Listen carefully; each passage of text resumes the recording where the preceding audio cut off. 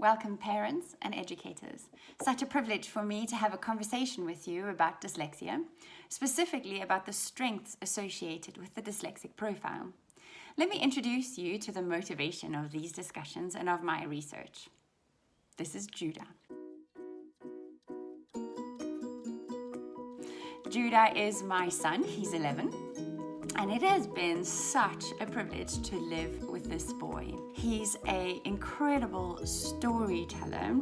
He's the family historian with a bad memory because the details, Uncle What's His Name, does nothing compared to the incredible scene he creates by remembering everything from what we ate to the feeling of the day. Judah is an intellectual. We cannot keep up with what he listens to and the stories he quotes in conversations because he makes the most incredible connections between what's happening and what he has read or thought about or has been introduced to.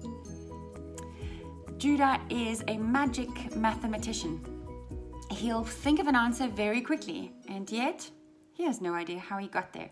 And to tell you how he got there is a special kind of torture.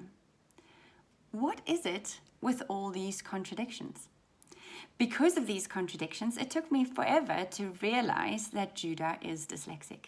And this may be true in your classrooms or in your home, as you are reluctant to put a label of a learning disability on someone that you see is quite exceptional. And the reason for this is that strengths have trade-off weaknesses. Unfortunately, what happens is that the strengths that are particularly prized by the industrial model of education that we have fall squarely within the weaknesses of the dyslexic mindset. Judah is not a good reader. He struggles very much with things that his peers find incredibly easy. Why is this? And how confusing for a boy. The other day, Judah said, "Mom, I wish the world could see me the way you see me." And I said, "Judah, all I want is for you to see you the way I see you." Because dyslexia is not the problem. It's the perceptions we have. It's the focus on the weakness and not on the strengths. It was only when I was introduced to the strengths associated with the dyslexic profile that I was able to see my son in there. I came across material by Frenette and Brock Eder, incredible book called The Dyslexic Advantage. And a lot of what I'm chatting to you about today is from that work, from that research. The way this works is that all strengths have a flip side weakness. We know this in our own lives. I am a flexible person. I like learning. I can change my mind in a situation. I can cope with Zimbabwean living. The flip side of that strength is that I'm not very detail oriented, that I'm not particularly precise. You see, you can't be a sumo wrestler and a sprinter, as Judah and I like to say. Research shows that 20% of us are probably dyslexic. That means when you're looking at your class, a fifth of those kids may well fall into these strength and weakness mind profile. That's a large number. But alarmingly larger is the number of high school dropouts. 50%, 70% of juvenile delinquents are dyslexic. Now, what's happening here? If these kids have innate strengths, why are they forming such a large percentage of people who are not managing to make a success of their lives? And the answer is that the dyslexic profile is not the problem.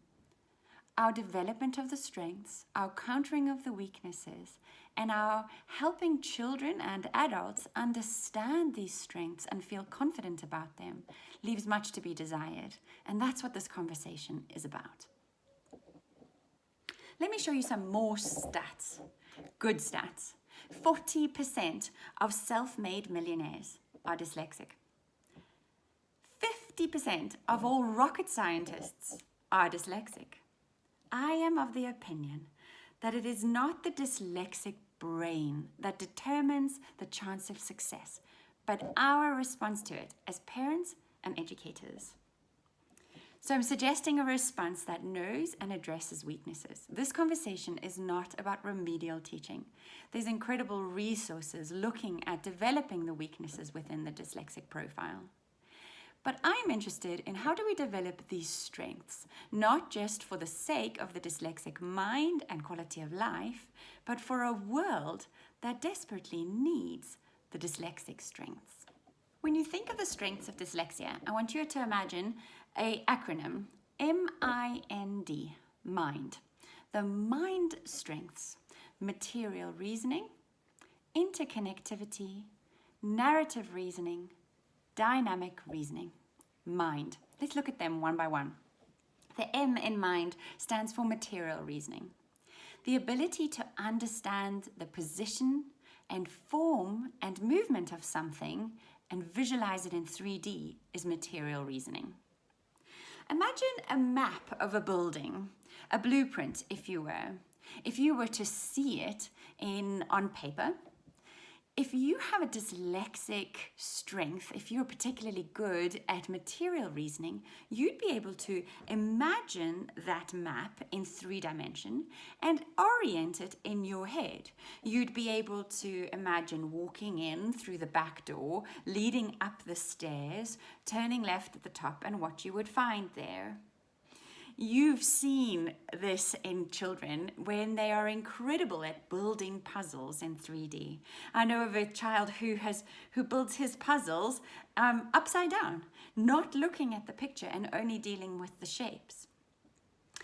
This is the ability to hold a piece of cake on a platter and to imagine walking all the way around the piece of cake to see it from all angles. A friend of mine designs a landscape and he can imagine driving around that landscape.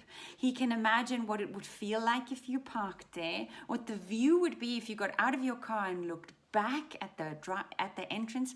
He can manipulate this kind of information in 3D and visualize the outcome if it were to be built in real life.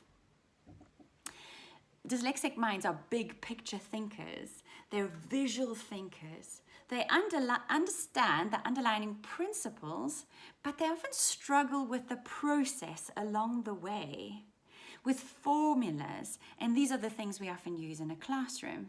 But they have an instinctive grasp of the overall big picture. And this is not just a visual understanding. In this imagining of a 3D space, there's also a sense of force, of movement, of texture, and of shape. I've heard of a dyslexic reader saying they struggle so much with looking at the words on the paper because they can see the grains in the paper as the pulp makes up the paper. Now, with this incredible strength, there are obvious trade-offs. There's a relative weakness in two-dimensional processing. We see this in the understanding of code and the understanding of words on paper, left to right. There's a struggle with symbols. It is said that it's 5 times harder for a dyslexic brain to read written text than for anybody else.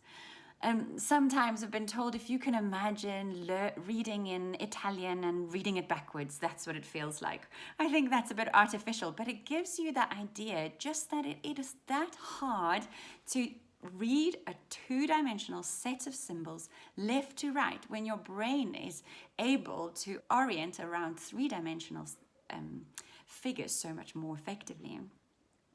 Now, when kids are babies, they have to learn that the mirror image of a thing can be the same thing.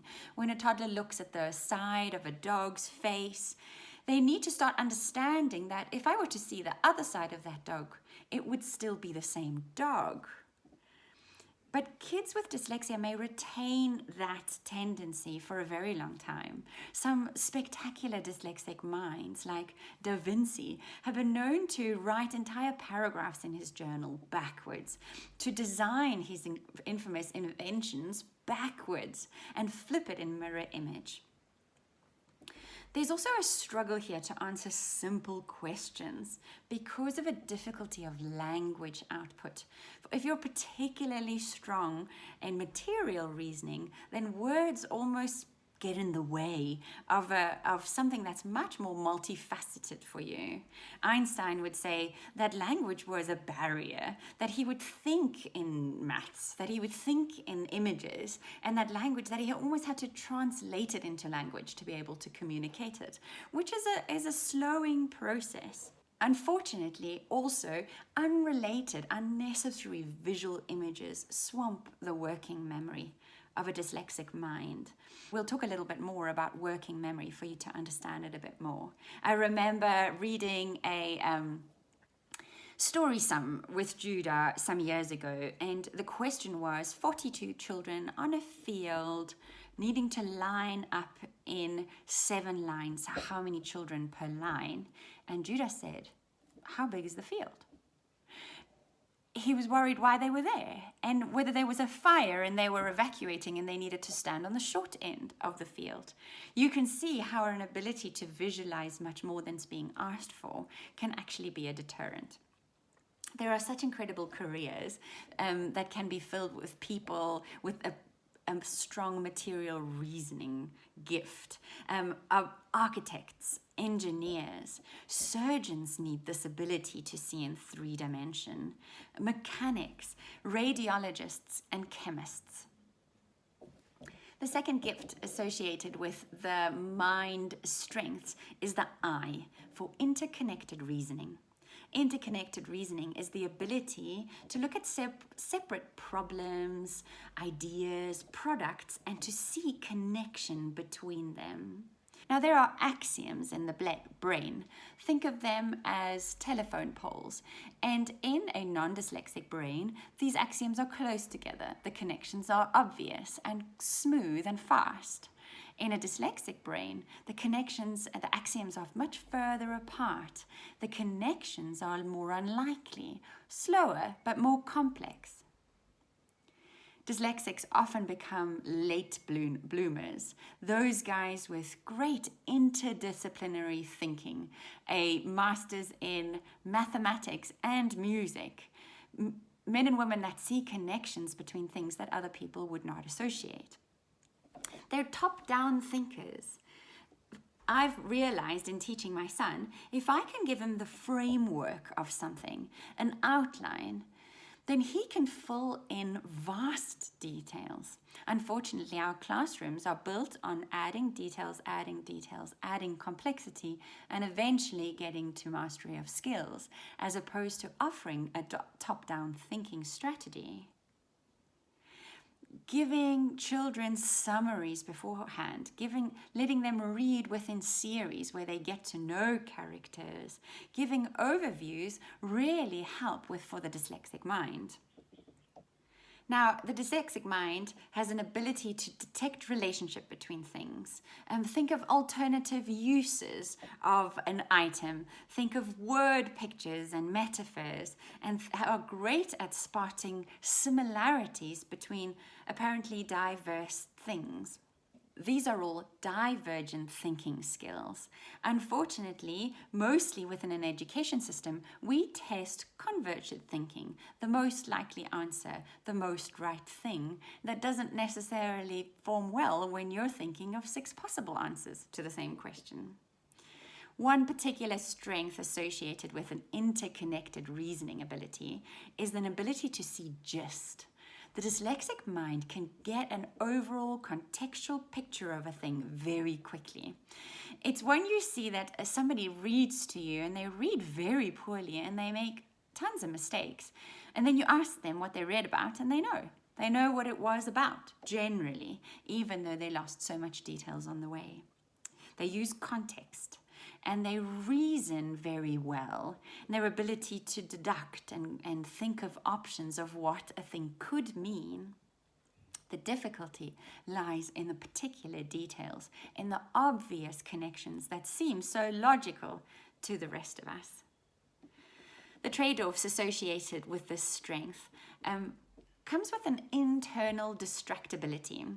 Now, you may have looked at a student, or you may have looked at your child and thought that his inability to focus is an ADD type distractibility. Now, you need to understand that with high creativity is high distractibility. For us to be able to see huge connections with unrelated things, we can't stay focused solely on one thing in front of us. Now, this is great for creativity, but it's not great for staying on one focused task. Does that make sense? So it's not an external distractibility, but an internal 100 connections being made. There's an inability to screen out irrelevant detail. And sometimes this can be a real issue in terms of staying on task with a particular question asked in a particular way when you're so keen to bring in 100 new things. Now, latent inhibition, the ability to keep away all this distraction, both internally and externally, is directly proportional to focus and outcome, but it's inversely proportional to creativity. If you can stay focused, you can get a job done, and that's a particular gift. But it's not good for thinking out of the box, which our creative dyslexic minds are good at doing. Sometimes a dyslexic brain will shift perspective unintentionally within a story. Maybe talk from one angle and then change it, or discuss one thing and then seemingly make a U-turn with this internal distractibility. The dyslexic brain might not remember what does not matter to them within a context of what's important. So there's a disregarding of details and memory that is unfortunately a disadvantage within the classroom. And then finally, dyslexic brains are not good at seeing differences because they are so good at seeing similarities. A multiple choice question or paper is a nightmare for a dyslexic brain because they can probably give you a good argument why every one of those answers could be the right one. And to spot differences in detail is tough for them when they see so much in common. Some careers that can be pursued within this interconnected reasoning strengths is software designing, biologists, inventors, actors, comedians, and fashion designers. The N in mind stands for narrative reasoning. The ability to reason by using pieces of memory formed from past personal experience. This is story thinking at its best. Your dyslexic student, dyslexic child, doesn't come to you and say, "Mum, these are the 4 reasons you should give me a cell phone." They create an environment, a story for you. They say, "Mum, just imagine if next time when you're leaving work but you're not quite done, you think you need to pick me up, and you can contact me and I can tell you how much longer I can still stay. And just imagine how you'll feel." These are our story spinners. But for you to understand this, because you might well think, "But my child doesn't have a good memory," I need to explain to you the differences in the kinds of memory we have. Memory is divided in long-term and short-term memory, but there are further divisions. Within long-term memory, there is semantic memory and episodic memory. Now, semantic memory is my ability to remember lists of unrelated things. The capitals of the countries of Africa. The colors of, just the colors for a little child, the months of the year.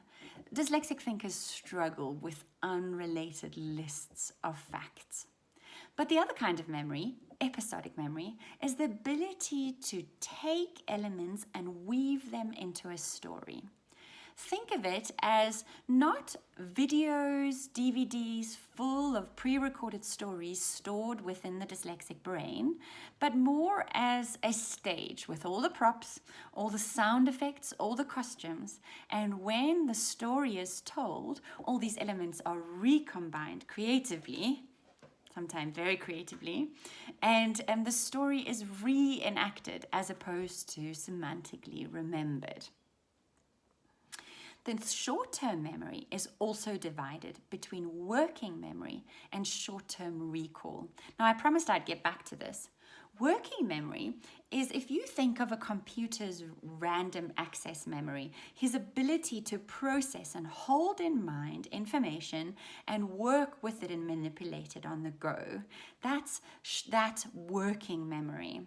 Now, I've said to you before that dyslexic brains often include so many unrelated details, visual images, and story now as well, that often the working memory can become quite clogged, sort of slowed down the way you would imagine a small computer trying to run a bigger program. Now, the dyslexic brain responds to and gives anecdotes. He'll explain by a story the motivation or what he did, by examples, by descriptions. And this is when you're asking your students for a definition and he gives you an example, and you ask him for another definition and he gives you another example, and you mark him wrong.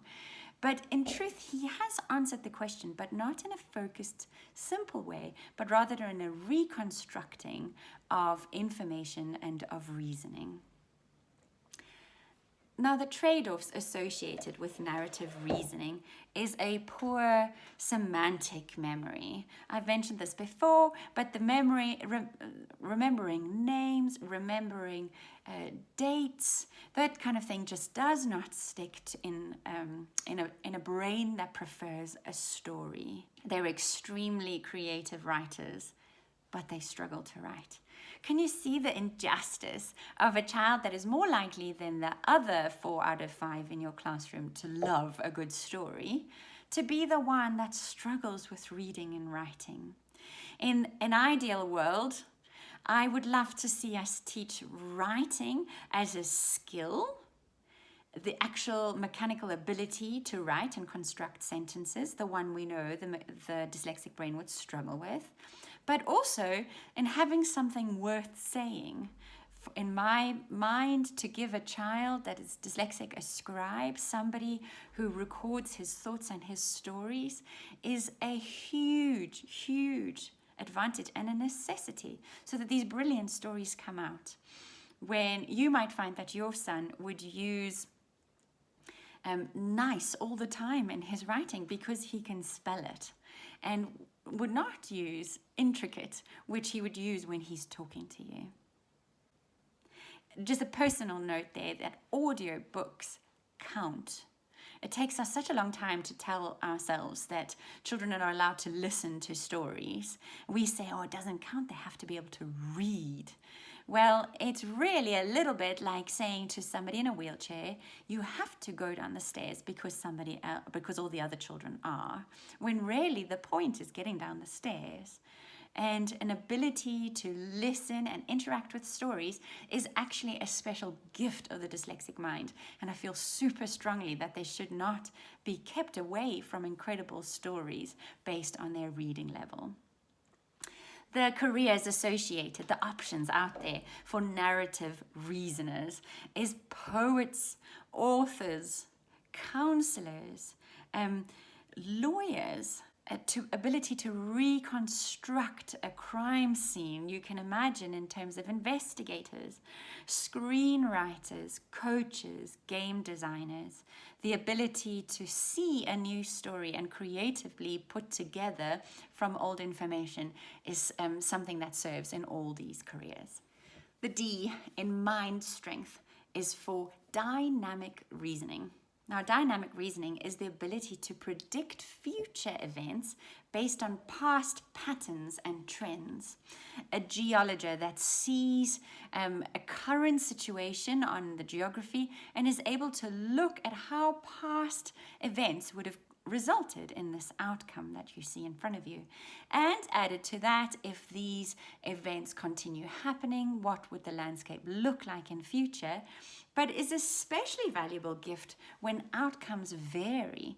I can imagine how dynamic reasoners are what we need to see a better future within our countries. And at the moment, in response to a pandemic that has caught everybody by surprise, people who can hold the different variables, both in economy and in society, and see the best possible future, this is a gift that's needed.